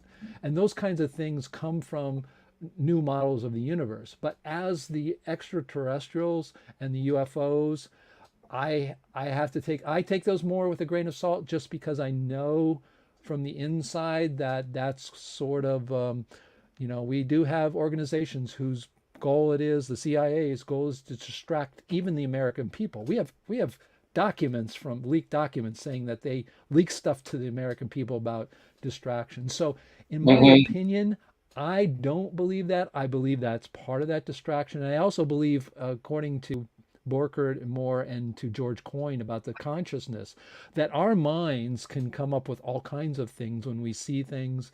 And the human mind is very ample when it comes to all kinds of these things. So I personally don't believe those are. Would I say 100% that they aren't? No way. I'll never say 100% that they're not. But Hmm. my own personal opinion is they're Hmm. mostly distractions, and if you watch the UFO stuff, they always come up higher when we are in the middle of starting to do the space force, right? And we Hmm. have Hmm. people, we have SpaceX sending stuff up that they can't talk about. Whenever you get people, oh, look over there, there's a UFO. I'm not saying that they don't exist, and you know what I'm saying. I'm not. Hmm. I will. If you ask me to bet $100 on that, I won't, because I can be wrong. But that's the way I have seen it, because I've seen over 60 years the ebb and flow of that, and it always corresponds with new technologies in the military industrial complex or war or whatever. But can it be? Yeah. Yeah, I think it's definitely a distraction, whatever's in the news. But Yes.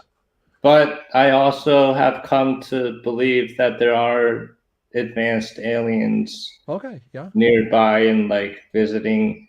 And I've also become convinced that UFOs, some of them are man-made and some of them are by aliens. Now, if it's the case, you always have the question with the aliens, why aren't they visiting? Why aren't they talking with us? I mean, it seems really, really strange. It's sort of like, again, it's not criticism, but religion, that you have God. How do you prove that? It's faith. It seems like, that seems to be the same way with aliens. It's always kind of faith, or we kind of see it, but we never get there. It seemed like it would have to, with 8 billion people on this planet, someone would get a photograph of the thing. And why would they be so good at avoiding it? I don't understand that part. I mean, what would you say to that? Mm. Yeah, I've had that question too, and I've just become more and more convinced that there is communication. There's Okay. this one guy named Stephen Greer who Right. meditates to communicate with them. And then I've learned about all these instances where government or corporate people have seen some evidence or had some photograph or something, and then they had to cover it up. Stephen Greer has collected like 1,000 government and corporate witnesses saying all this stuff. So it's just like pretty small. So Sure. not Sure. that many people hear about this. Sure. Sure. So far, that's what I think. I've only Okay. been looking into this for 2 years. Right.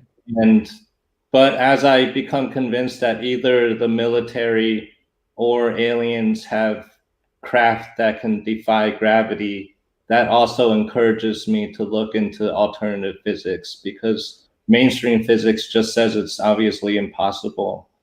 Right. Right. Hmm. Yeah, I think the way I look at it is sort of that way, where I'm really looking at how, first of all, let's try to get the basic stuff right. We're Hmm. in quantum mechanics, and we're in quarks and all these ridiculous characteristics like half a spin, which somebody tried to actually explain. Who's great at this is Alexander Unziker. He just tears apart all of these ridiculous attributes they put on these things. We need to just get to the point where, all right, let's look at all the models. Hey, anybody who's got a model for gravity, or light or whatever, the whole thing or part of it, let's look at it. We have to. Can we get any evidence for it? Can we do experiments for it? Because the moment we decide that it's the Jeff Yee model, or it's the Borkert ether model, or it's the D. Hilster particle model, whatever it is, we then have the ability to start manipulating it. I mean, for instance, one of the things about our model is everything has to be a force of something real. If something is a force, it's got to be a mass behind it. Yeah, we know we have all this air around us. We can't see it. We know it's there. So that's our model. And one of the things about that model that's interesting about that model is that everything's a force. Therefore, we can start calculating forces. For instance, we know in our model we have to have faster than light particles. And those particles are at a lower level, just like Borkert has a level of ether below ether 1, ether 2, ether 3. It's the same thing that we have. If those Yeah, things, yeah. that's something in common. In your model, are G1 particles electrons? Or they take the place of an electron. They are not electrons, but they take the place of it. Because if you look at the electron, we claim we know perfectly well its attributes, but my dad's an electrical engineer. We have read everything about the electron and I think it's the oil drop experiment to tell us the properties. There's a lot of assumptions in there. So the Hmm. truth is, there is something there. We call it an electron. Is it this one thing? Yeah, and then we put a minus sign on it, and that magically makes it move, which is, in my opinion, stupid. So, anyways, yeah, in Mhm. our model we have that. Anything Yeah, that travels at the speed of light. So, yeah, and I've heard you mention something about neutrinos not being real. I asked because in Wallace Thornhill's recent essay, he says that there's an ether of neutrinos. What was the yes, thing you were talking about neutrinos? yes. Well, first of all, I know the neutrino was postulated to save relativity. In Mhm. 1930, Pauli, Wolfgang Pauli, said when they were looking at radioactivity. Remember, in the early part of the 20th century, radioactivity was huge. It was the biggest thing in the earliest part of the 20th century. It's really where everything started for the subatomic level. And what Mhm. happened was when you have a radioactive element, there's no energy being put into it, yet energy is coming out of it. Mass is sitting there, and literally energy is coming out of it. And when it was coming out of it, electrons in this case, Pauli said, well, if you believe in special relativity, you got to believe that when those electrons come out near the speed of light, you're going to have to measure more energy because the closer to the speed of light, there's going to be more energy. Their energy is related to the speed, right? And Mhm. so what happened was when you looked at the experiment of here's the radioactivity and the electrons coming out, you would say, okay, we're expecting 0.86 million electron volts. That's what we expect from chemistry. And guess what? That's exactly what we see. There's no extra energy there. But you say if you put magical special relativity equations on it and it's moving close to the speed of light, you're going to have more energy, even though it all balanced out without it. That is the so Pauli said, if that's the case and you guys believe in special relativity, there must be another particle coming out of there that we can't see.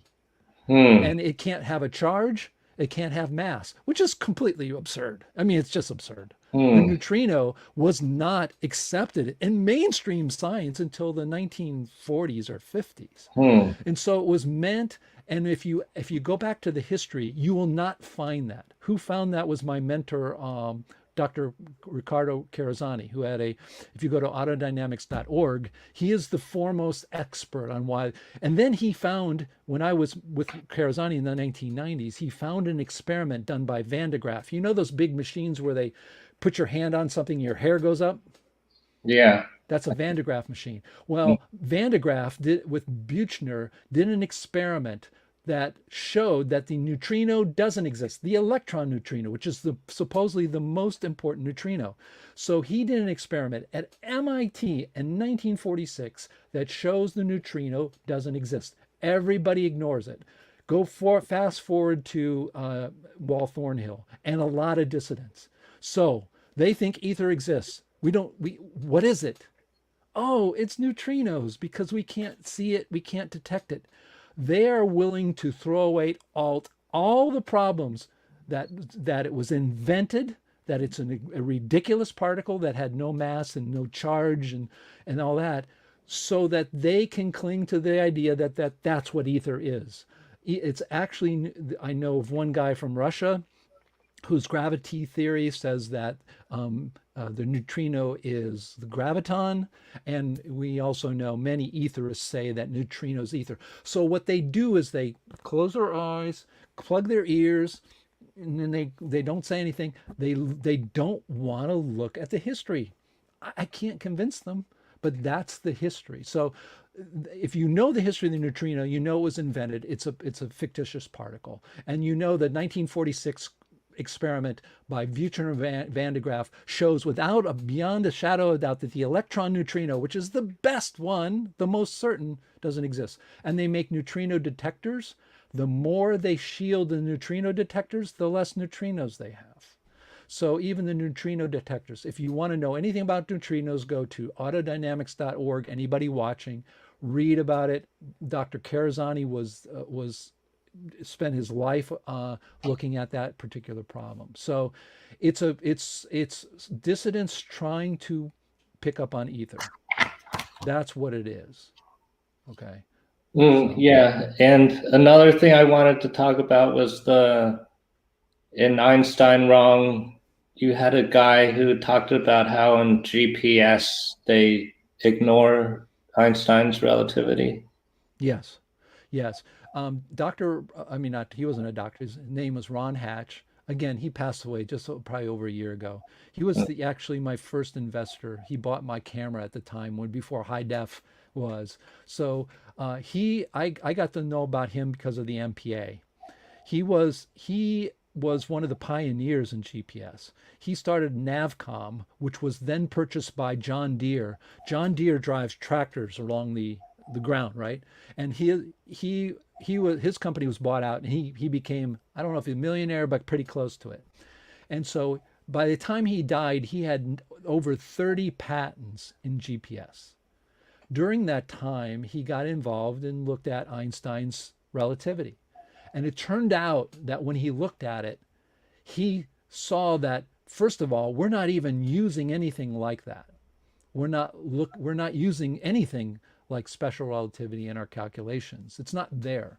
They do signal calculations. That is, there's a satellite, there's the Earth, the satellite's moving, the signal takes so long to go there, there's a traveling of the speed of light, and they do their calculations.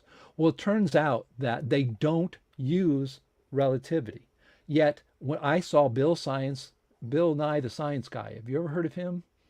Yeah, a Yeah, lot. my daughter was totally flipped out when I got to meet him. I got to meet him and talk with during his lecture, he takes out his phone, holds it up to us in the audience and says, our phone wouldn't work, our GPS wouldn't work if it wasn't for special and general relativity.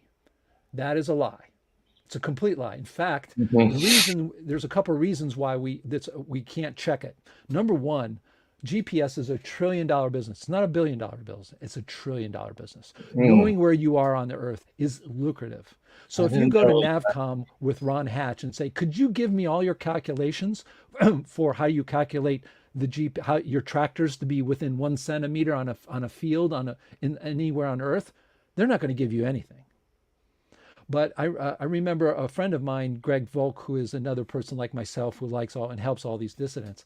He was sitting in an audience when Ron Hatch was talking, and the guy next to him says, "Hey, I work in GPS. It's a dirty little secret. We don't use relativity." And so I asked Ron, I said, for the film, I want you to come up with a quote about relativity. He says, relativity isn't supported by GPS. GPS shows the flaws in relativity. The reason people say it, and that question you're going to have is, well, why do they keep repeating it?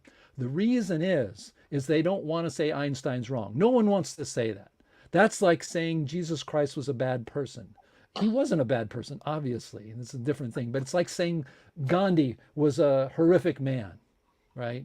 So what happens is they say that according to some of their folk setups about the way things work, if you go to a person who's a physicist at any university, he's going to sort of draw some what I call folkology about how GPS supposedly is going to follow the GPS and their adjustments for the clock. This is one of the things they talk about, adjustments for a clock. If you take a clock here on Earth and put it up in space, it goes faster or slower. I can't remember. It changes. You have to make an adjustment. So it turns out that if you put any clock, if you take a clock that's got a pendulum and put it up there, it's going to change. Anything that's mechanical is going to change because of gravity, not because of space-time. It's gravity. So because atomic clocks are made of atoms, atomic clocks are made out of atoms. When you put atomic clock, you get a different reading up there because the gravity, whatever that force is, affects clocks. It's called clock retardation. It's not the slowing down of time. And so all these things together, you have the GPS people wanting to cling to Einstein and saying that relativity is used because, oh yeah, they have to adjust for general relativity. No, they're adjusting for gravity. General relativity is one of the ideas of what gravity is, but it doesn't tell you what space-time is. It's just an idea with equations, right? It doesn't. It's like it's no better than Newton. If you think that Einstein's better than Newton gravity, no, they're both equations that describe how a body falls through gravity, but none of them tell you what gravity is. So GPS is said to be using relativity because of that. The other thing in the film was that when they put the clocks on the planes and flew them around the Earth and left one clock on the ground and the other one flying, and they came back and they said the time was different. Therefore, they showed that time slowed down. It turned out for them to fit the data, and this is in my movie, to fit the data to that, the clocks had to know 23 hours before the experiment started that they were going on a trip, because they had to literally pick a line to fit Einstein's theory of relativity. They had to draw a line, and that line happened to intersect at the start, not at the start of the experiment, but 23 hours before they even started the experiment. And they don't talk about that. In fact, the person in my movie got that data accidentally because both the people who did the experiment were in their 80s, and they made the number one sin in science. They sent this professor, Dr. Everly Spencer, they sent her the raw data. What you do in science is keep the raw data to yourself and then just give your interpretation. Because that way I can't say, Tao, you wrote this article, but I looked at the data you looked at and you interpreted that completely wrong, right? So that's kind of the story of GPS. Yeah, that's interesting. Yeah. Yeah.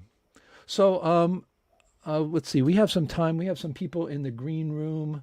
I have Harry. We have some people. If you have a question for Tao, let's see, was accepted when it was detected. Yeah, that's. Neutrino was accepted in the 1950s when it was detected, but that's absolutely. Here's that question. What's the answer to that question? I know Kevin's not going to listen to this, but everyone else will. The question Karazani got was, if they're not detecting neutrinos in the neutrino detectors, what are they detecting then? The answer is a question. Why do they shield neutrino detectors? They shield neutrino detectors by putting them in underground mines, by putting them in Antarctica, to shield them from false hits. So the detector has to be shielded from false hits. And the more they have shielded the false hits, the less neutrinos they have detected. So the answer to the question of whether they're detecting something else, not neutrinos. So that's the answer to that question. Okay, anyways, questions or comments from the peanut gallery? Anybody? Say, that's fascinating. Let's see. Van de Graaff's experiment showed that the results of a previous experiments wasn't neutrinos, not that neutrino doesn't exist. No, they said that they proved that they didn't prove, they showed that in the experiment where neutrinos, in the original experiment where neutrinos were supposed to be detected, they are not. They eliminated the possibility that it was something else. So that's not true. This is what you get with people who want to cling to the neutrino is that, here's what somebody said from a university to me, Tao, about the neutrino? This is what they said. I said, do you know the history of the neutrino, that it was postulated it was to save special relativity, and that the only reason it was postulated because even though what they measured, that is the chemical reaction of the electrons and the radiation coming out, perfectly balanced, that is energy in equaled exactly energy out, and if you apply special relativity, you get magical energy. You know what they said to me? Oh, that history, that was wrong. It's not important. But that's where it came from. I don't understand that. The neutrino wouldn't exist. We wouldn't even say its name today if we didn't have that experiment. So that's what happens. If you get an experiment that truly shows that, they're going to say, well, it's something else. It's like expanding universe. If redshift is wrong, then they'll say, oh, something else is right. So they're going to cling to it, cling to it, cling to it till they die. And but So even yeah. mainstream physics have measured some particle that they're not sure what it is, and they're calling it a neutrino. No, yeah, that's what it is. What they're doing is what they're doing is they're assuming that there's so much energy that's supposed to be there, and they can't. Well, they what they measure is what's predicted by normal chemistry, but because of relativistic equations, Hmm. those equations require more energy that isn't there. It's a fudge thing. So you Hmm. throw in a, it's like me saying, oh, you're going to put gas in your car, but you should, you put it only at 5 gallons, you can only go 50 miles. Well, it should be going 70 miles. So or you're going you should be going 70 miles, and therefore there's got to be 20 gallons or something there that makes that go. And you don't even agree with the idea that it's supposed to go 70. See, no one's arguing that point. If you know special relativity is wrong, which any person who I know who is a critical thinker has looked at it has found out, these people, then you say, okay, it's wrong. Well, then you have to say, well, if it's wrong, applying that to decay is wrong. So therefore, the neutrino and its complete existence is because of that. So, okay, I have a person waving to me, so I'll bring them up. Hey, Dad. Can't hear you. You are muted still. You're still muted. Uh-oh, we're going to go on the muted thing. So, okay, I'll bring you down. Working Get on it. yourself. There, Oh, there you go. there I go. Hey, to change the subject, Tao, listed in your bio, you say you're an artist, but haven't heard much about what kind of art you do, or could you address that for us? Yeah, I used to draw really cute animals, really simple animals like hamsters. But then in the past like 6 or 7 years, I've started drawing what I call mandalas, and they're really detailed, I small can show them. I'll show images. them. Yeah. Well, And So, there was one of those in the article. no, no, that was Uh, something else. But I can show David you. will show you. I'll show you. There's a bunch of them here. So, in fact, here we go. I'll show them, put them up on the you could screen. drop me out. Right there. Okay. Yeah. Yeah. So tell us a little bit about those mandalas. I do have another question from the crowd here. We have some uh, other comments, but tell us about this mandalas. What's the size, first of all, so people can get a perspective of it. They're 8 inches by 8 inches, and I spend a really long time on them. I started drawing them while recovering from pharmaceutical drug addiction, Right. and I was just staying in my room alone a lot, avoiding Right. social interaction, and I just worked on these a lot and listened to a lot of podcasts. And I've continued just listening to stuff while drawing. It's where I listen to a lot of your show. Right. Oh, nice. Yeah, I mean, I think I want to know, how do you get so detailed in this? I mean, this is 8 inches across. On my screen, it's about that. I mean, I'm seeing stuff in here that I don't even know mechanically how you're doing that. What do you Mm-hmm. use? What do you Yeah, use? I'll send you a print. It's really small, and I just get my face really close to the paper and have point oh 0.02 or 0.2 millimeter pens, and I like to see how small I can get the detail. Do you feel like you're sort of looking down in the Borkert infinity world in some sense? Yeah, I do, and I like imagining that I'm drawing different worlds, and it also helps me think about scale because a lot of these are fractal where they'll have a Right. shape and then the same shape will occur but in a smaller size, and it really helps me imagine what the universe could be like. Right. Right. I think it was interesting what you say, that it repeats itself. It's one of the things about our model has like four basic movements in the universe, right? Mm-hmm. and those things repeat at all levels. Mm-hmm. So if anything Yeah. takes a curve at any level, there's a gravitational field below it doing that.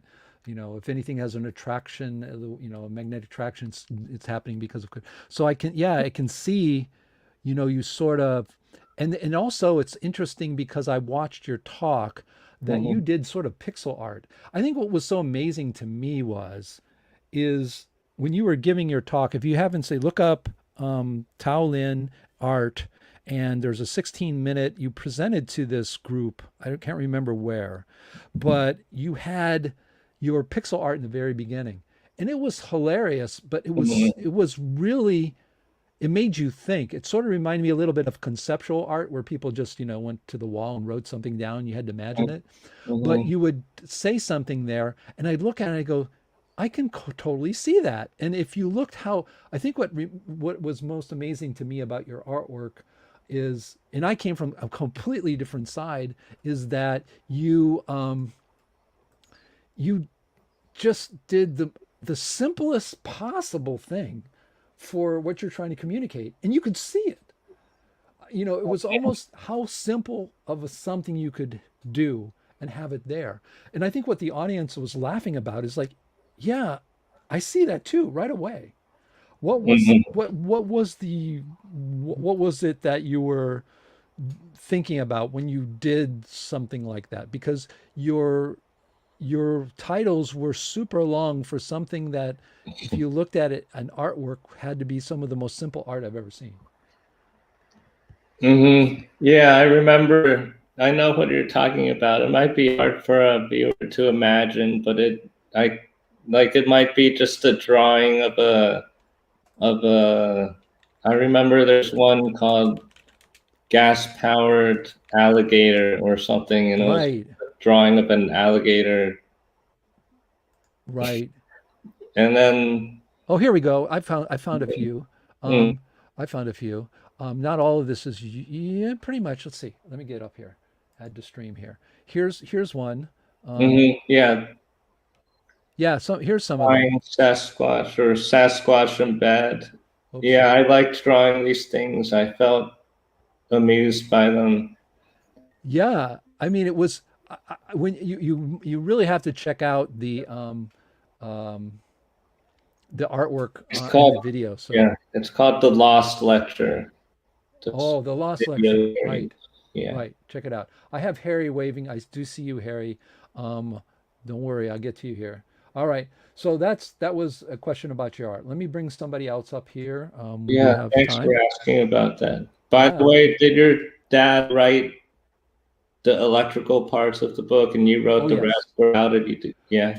It was the collaboration was, I spent actually one of the most interesting parts of the book I spent was writing computer programs to draw no particle the same way in our book, because Mm, there's no way I wanted to show really the essence of like the Borkian infinite world.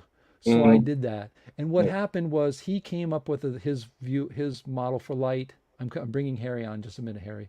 And after he did that, I collected all these other things. We both knew about the graviton. We both knew about Yonel Deneu's stuff and the elect. So I sort of took the idea of the infinite world from and Yonel Deneu's work and all that, and sort of put it together. So I'm the one who took my dad's kind of idea and fit it into the bigger picture. And then from both of there we went. And I asked him, I said, we have a whole model for everything. What does this say for the physicality of electronic circuits? We have really zero idea for that. So that was something that's kind of how that works. So yeah, he did all that. In fact, he's writing a second book called The Physics of Electronic Circuits. nice. Okay, Harry, you're on. I got a question. Um, you talked about the Big Bang, and apparently you're interested in the Big Bang and the universe. I'm not really so much interested in whether you believe in the Big Bang or not. I think that's not really my question. My question is, as an artist and you're a writer, so you live in a world of imagination to a large extent. My question is, do you believe that the universe is alive or has some kind of life force with it? Or do you believe that it's purely materialistic mechanism? I do think it's alive. It just looks alive. Like zooming out to galaxies and superclusters and then to the cosmic web, it seems like everything's moving in a way that is organized from above somehow or from somewhere else, because it's not just like a pile of dead twigs or rocks or something. It's all like moving within some kind of structure that's like a web with these voids that's also shaped somewhat like a sponge. So are you familiar with ARP's idea about quasars or galaxy seeds? About quasars? Yeah, about galaxies emitting quasars and the quasars growing into galaxies. Right, you're familiar with that? Is that an interesting idea to you? Do you find that persuasive or exciting, or can you kind of tell me, talk about how you feel about that? I mean, you're an artist and a writer, so Yeah, it seems I'm not Harry's sure. also a writer. He's been a science writer, but I mean he is a writer too. I just want to interject that it's not fiction, but more history and science. Nice. I'm not sure I knew the mainstream explanation for how galaxies form before I encountered ARP's explanation, and ARP's explanation made sense to me and seemed amazing and also fractal, because animals birth things too that grow into bigger versions of themselves. And if ARP is right, galaxies like give off baby galaxies that grow into galaxies. It seems to make sense. And then just his explanation of it made sense too. One thing I wasn't sure about is whether these galaxies just grow into satellite galaxies or whether they grow into full-size galaxies. Do you know anything about that? Well, I'm not really sure about ARP's interpretation. I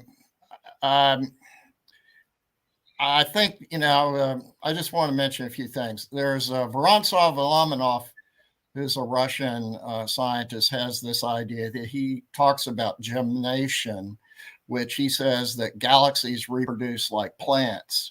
It's very interesting. That's kind of an obscure thing, but ARP's idea is kind of similar, the seed idea. Okay. And so you have this idea that galaxies are created more like an organic process. It's not this materialistic process where there's this big bang and it creates this cloud of gas, and then these gas condenses and it forms stars, and the stars, they explode and you create more gas and that condenses. And then it's a very materialistic, something that you can produce mathematical equations to describe, but it doesn't really seem to fit what you see when you look out at the universe. Now, I'd like to point out to you that there are a lot of new images on the web from the James Webb telescope on YouTube. And you might want to look at those. They're quite exciting photographs. And but they describe galaxies when they're, like you might have a galaxy that has a daughter galaxy. They say, well, that's just two galaxies passing by each other. They really don't have this idea that maybe galaxies reproduce kind of organically the way animals do. You might find that exciting. Yeah, I'll look into that. Could you say his name again? Vorontsov Volominov. I can't really pronounce it. He's a Russian guy. And I'm just pointing out that this idea of galaxies reproducing non-materialistically, kind of like organisms, living organisms, is it's not unique to ARP. And I don't think it's unique to him. I think there are a number of people who view the universe this way. And I just think that might be, that's kind of an appealing idea as opposed to the materialistic science idea, which, they interpret everything in terms of this materialism that has to be deterministic and everything has to follow an equation type of view of the world. Yeah. Thanks for the question. Okay, thank you so much. We're coming near the end. There was I think, a good question here from George Coyne, and that is, please ask Hal whether he's planning to write more or on alternative physics and cosmology. Yeah, I do. The article I published was like 2,500 words, and I think I want to expand that into a chapter that's 5,000 or 6,000 words that I might include in a book I'm working on the topic of aliens. And I've talked about that. So I do plan to write more, and I'm still researching. I had like 5 or 10 physics and cosmology books to read and other stuff to absorb. Oh, that's great. So you continue your journey in critical thinking in the sciences area. It's funny because one of the things as an artist, and I don't have the answer to this really, because I chose early on not to do art for a living, because then you ended up becoming a character of yourself. I actually got into a very prestigious gallery, the LA County Museum of Art, when I was in the early 90s, when I was 30. But I could already see people pigeonholing me. And I said, I don't want to do art because somebody wants me to do something purple this size, or so I decided that's going to be my own, and I do that on my own. But one of the things meeting the science side was, what is this new group? Normally what happens, and one of the things I'd like to think about doing, that would be a sort of branch from this, would be to do what they did in the 1890s and early 1900s, and that is philosophers, musicians, artists, writers, scientists, all got together who wanted to talk about all the things, including science. And it influenced everybody. Everybody was influenced by everybody. And they were always on the cutting edge. They didn't talk about, explain how the Copenhagen quantum mechanic model works. They don't care about that. They're always like, no, we know that stuff. What's on the edge? Where are things going wrong? What don't we really know? And that kind of stuff influences art. And one of the questions I always had, my brother's a very good writer, but he never took it up. But he started writing some fiction based on some new ideas, Karazani's ideas of the universe, etc. And it was really compelling because it was a whole different kind of look at the world. I mean, imagine yourself doing an auto I'm gonna plant a seed here, I hope, an auto fiction about you in a world that's governed by one or even more than one, where you could actually, as yourself, visit the Borkard world, the Jeff Yee world, the particle model world of and other people's. Those are 3 that are being worked on now. What would that be? Yeah, I could just write science fiction based on these alternative physics. You can do auto fiction, I guess, because you could write about yourself in this world, right? You seem to be walking in that. Again, I don't have time to do things like this, but I think it's going to be interesting if we can get more and more artists and musicians and other people in here, where we're really discussing, points that really are on the cutting edge. These are where the 100 years from now, these people we're talking about, like Borkard or whatever, could very well be what people are going to be teaching, because that's going to be the future. I want to read science fiction books by people who don't believe in Einstein and see what they think of. Yeah, I think one of the problems with science fiction is they always try to fit it in there, right? After Einstein, there was this guy, and he came up with it's like, wait a minute, what about a science fiction where we the 20th century was a wrong turn, and we take, the turns that people are looking at right now, which is actually much more Newtonian than anything. Hmm. So I mean that would be interesting. So I want to thank you very much for coming on. Yeah. Greatly appreciated. And if you had a, did you want to have a few words about your coming work and what you'll be doing? Right, the next, what's your next phase? Where are you at now? Yeah, I could say a little bit. We've talked about when things started to go wrong, and my next book argues that a recent or a time that things started going wrong was 6,500 years ago. And at that point, people became more warlike and male dominated.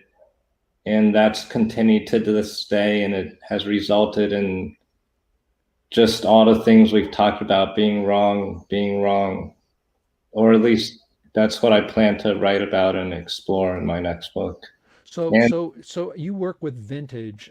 Do they continue to say, "Hey, what are you working on?" I mean, is that mhm. They haven't, well, my editor there moved to a different publishing company, and right? I haven't really talked to him. So with my next book, I'll just give it to my agent and then Ah, he'll try to sell it. But there is a limit with big publishers and what I can say, and it's always a conversation with them and a compromise. right. Yeah, and I just want to like try to introduce these ideas slowly and as much as I can. Yeah, And I because I mean, read that. yeah, I mean, you can somewhat people start saying, "Oh, he's a crackpot," right? I mean, Yeah, yeah. that's the idea. But you know what I think too, though, people are this whole thing of this woke movement, even though they took this really great word woke, I love the word, and made Hmm. it into, the people in power made it turned it on us. They always do that. Whatever good word goes out there, Black Lives Matter, woke movement, whatever it is, they'll take it, turn it, make it a weapon, and shoot at you and blame you by saying it. But Hmm. one thing about that is people are questioning a lot more. The average person, they're Hmm. realizing what you see on TV, what they say. I mean, that's why. Why do you think the cable news is dying? It's dying. It's dying with the generation because, you know, someone says this, but then you go on Facebook and you watch what's happening there, and you're seeing a completely different thing, and you're going, wait a minute, how come? You know, when I grew up in the 70s, journalism was journalism. People, if you know, if you were a journalist and you were telling people something that wasn't true, that was some politician wanted, they'd come after you and you'd be out of the business. Now it's the opposite. If you come up and say, like Assange, right, that, you know, America's committing war crimes, which they are every day, you know, instead of being praised and getting the Pulitzer Prize, you're ousted, and that's so the same. You have that same worry a little bit in the publishing world. Is that true then? Yeah, a tiny bit. Yeah, yeah. Yeah, I'll work with my editor. I work with my editor on my novel too, on figuring out right, like when I was going too far, and I right. replaced some ideas with other ideas. So you don't feel, you feel that those kinds of moves don't really get in the way of what you're trying to say, because a lot of times people are worried that it has to be perfectly perfectly this my way or no way. So you do Hmm. have ability to do adjustments. Yeah, to be flexible and to stop because I feel like I could just keep going deeper and deeper Right, into this, but I have to stop at some point if right, I want a publisher to publish me, like right, self-publishing maybe, but then my audience would be much smaller. right, Mhm. right. I did feel even when we wrote our book, I mean, our book in the beginning, in the first year, and 6 years later were night and day. And we really did think about the reader. We were thinking to ourselves, this may be interesting to us, but is this going to be too, you know, not good for the reader? And it's going to be, oh yeah, they're going, yeah. There is, I guess, what it is in life. You are writing because this is something you want to share, and when you share, you have to say, you know, it's like saying, oh, this is the greatest cake in the world, and you give this person, you know, 17 cakes on top of their head, and you expect Mhm. them to eat it all. You know, Mhm. I guess in the creating of something to give, you do have to. I think people who are successful have to know, yeah, there is an audience, and what's how you can get that across, because it's going to do you no good or any of us any good if we don't do that. So listen, thank you so much. People really, I think, enjoyed this. Again, this is going to be available. It's available immediately on YouTube. And Hmm. who knows, maybe we can have you back sometime. But let me know. Yeah. And thank you so much. And I guess sign off for everybody. Say goodbye. Give your last few words here. Yeah, thank you for having me on. This has been fun. Coming on again, maybe when I finish my book and when it's coming out, possibly.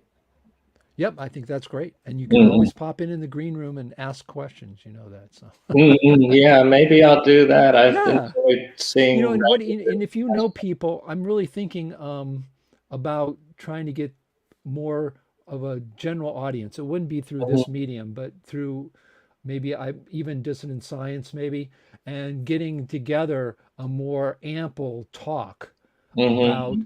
how we can get all walks of life talking about science. This is more technical, this side, because we really get into the nitty gritty, but maybe a forum where on my Dissident channel only, where we could talk about, science, but from all the perspectives and let everybody's have an input and not so detailed oriented. So I'll let you know about that. I'll keep you included. So, Yeah, that sounds okay. interesting. Thank you. Okay. Thank you so much. It was great talking with you, Tao. Yeah, And you too. Bye. okay, bye-bye.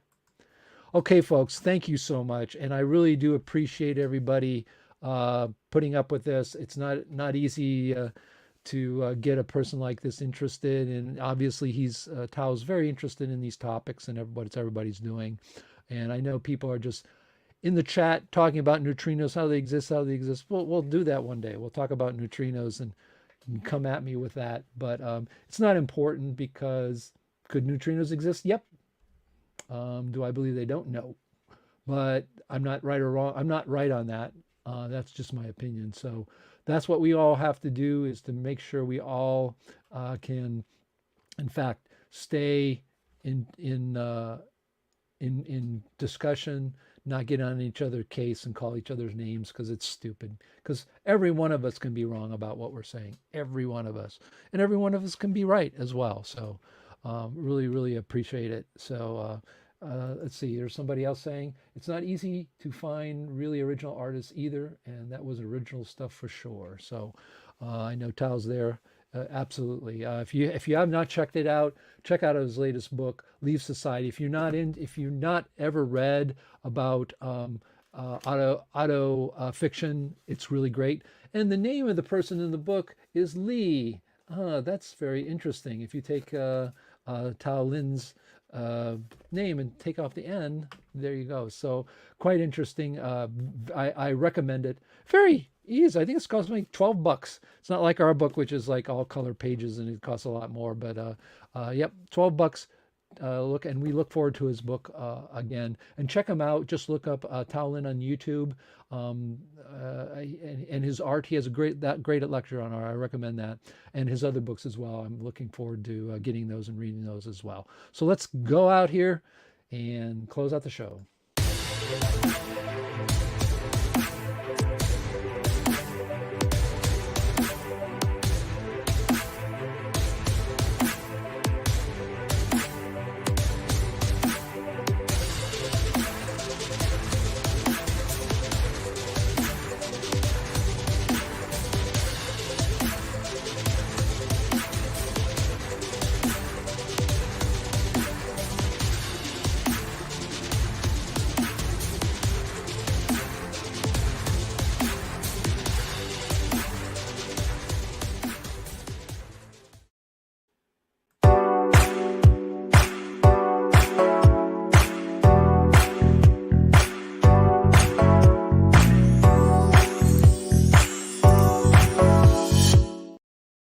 And as I always say, stay critical, stay thinking. I'm Dave D. Hilsters, your science therapist, trying to get you to the promised land of becoming a critical thinker.